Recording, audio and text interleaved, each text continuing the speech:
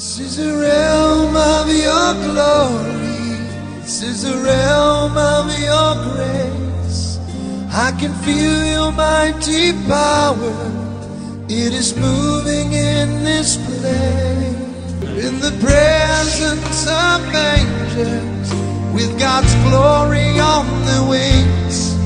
Like the voice from many waters, I can hear the angels sing. Holy. A popularisé le concept de média mensonge. Vous pouvez m'expliquer ce que c'est? Un média mensonge, c'est une manière de manipuler l'opinion. Moi, j'ai travaillé ça dans ce que j'appelle la propagande de guerre, qui est un concept qui vient de l'historienne Anne Morelli, qui a étudié l'histoire notamment de 14-18. Et la propagande de guerre, ça consiste à manipuler une opinion. Si on est les États-Unis ou la France et qu'on décide de faire une guerre contre un pays, on va évidemment pas dire on veut voler son pétrole, son gaz, ses richesses, on veut contrôler la zone stratégique, ça on peut pas dire. Et donc on va dire que on vient pour la démocratie, pour protéger les minorités, pour émanciper les femmes, contre le terrorisme. Ça, c'est le prétexte parfait, parce que s'il n'y a pas des terroristes quelque part, on en amène quelques-uns et le prétexte est tout trouvé. Et donc, la propagande de guerre, pour moi, ça se caractérise par le fait de toujours cacher les intérêts économiques, de toujours cacher l'histoire, c'est-à-dire le rôle que les puissances coloniales ont joué dans certaines régions pour diviser, pour régner, pour dresser les peuples les uns contre les autres et garder le contrôle. Ça se caractérise par démoniser l'adversaire, c'est-à-dire présenter des images de préférence qui le montrent comme un monstre, comme un grand danger, etc. Inverser l'agresseur et l'agressé. Meilleur exemple, Israël et la Palestine. On n'arrête pas de nous dire que les Palestiniens attaquent Israël. C'est quand même curieux. Israël les a chassés de leur pays, donc c'est lui l'agresseur. Et le cinquième principe de la propagande de guerre, c'est monopoliser le débat, c'est-à-dire empêcher... Vous savez, quand il y a une guerre, il y a toujours forcément au moins deux avis.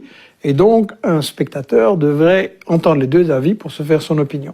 Et nous, à la télé, on a un seul avis. Il n'y a pas de débat contradictoire. Il faut toujours être pour la guerre. C'est patriotique, c'est humanitaire.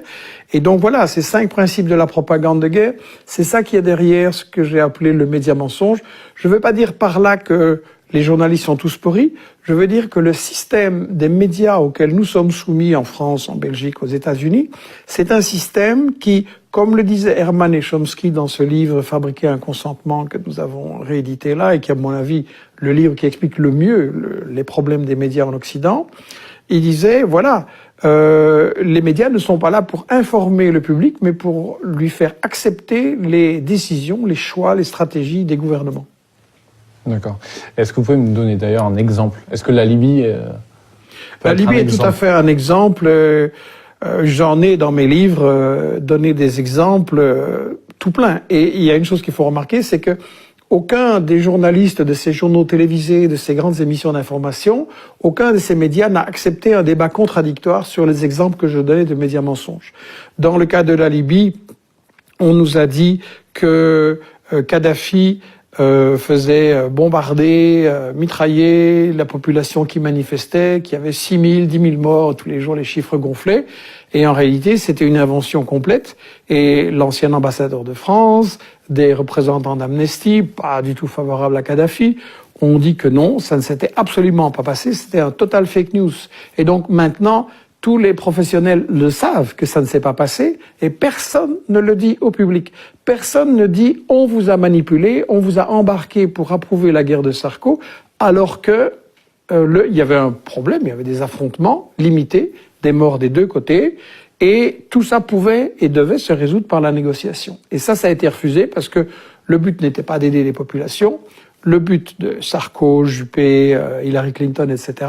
était de faire main basse sur l'argent, sur le pétrole de Kadhafi, sur ses réserves en argent, un pays qui n'était pas endetté, c'est extrêmement rare, qu'on ne pouvait pas faire chanter, et un pays qui servait de banquier alternatif, de FMI alternatif pour les pays africains qui voulaient échapper au chantage justement du FMI, de la Banque mondiale, des multinationales, et qui leur faisait un développement.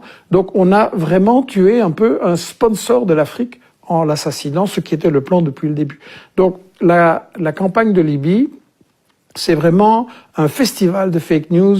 Et la grande question, c'est pourquoi les journalistes qui ont fait ça refusent qu'on en débatte et qu'on en discute maintenant. Pourquoi il faut tourner la page et oublier ce qui s'est passé? Alors que les résultats sont catastrophiques.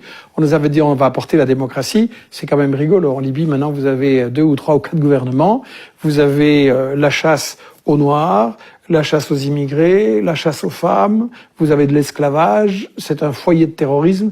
Donc c'est catastrophique l'intervention de l'Occident. Donc vous estimez que les médias occidentaux, en général, sont assez suivistes dans la politique étrangère de leur pays? Je ne vais pas dire qu'il n'y a que les médias occidentaux qui font ça. Je pense que c'est quelque chose qui se produit un peu partout. Mais moi, je travaille là où je vis, sur ce que je lis, ce que je vois, ce qui influence les gens qui sont autour de moi. Donc je pense que dans chaque pays, c'est quelque chose qui doit être fait. Mais effectivement, les médias occidentaux sont plus que suivis, ils sont complètement intégrés. On va revenir aussi sur votre parcours. This is the realm of your glory. This is the realm of your grace. I can feel your mighty power. It is moving in this place. In the presence of angels, with God's glory on the wings, like the voice from many waters, I can hear the angels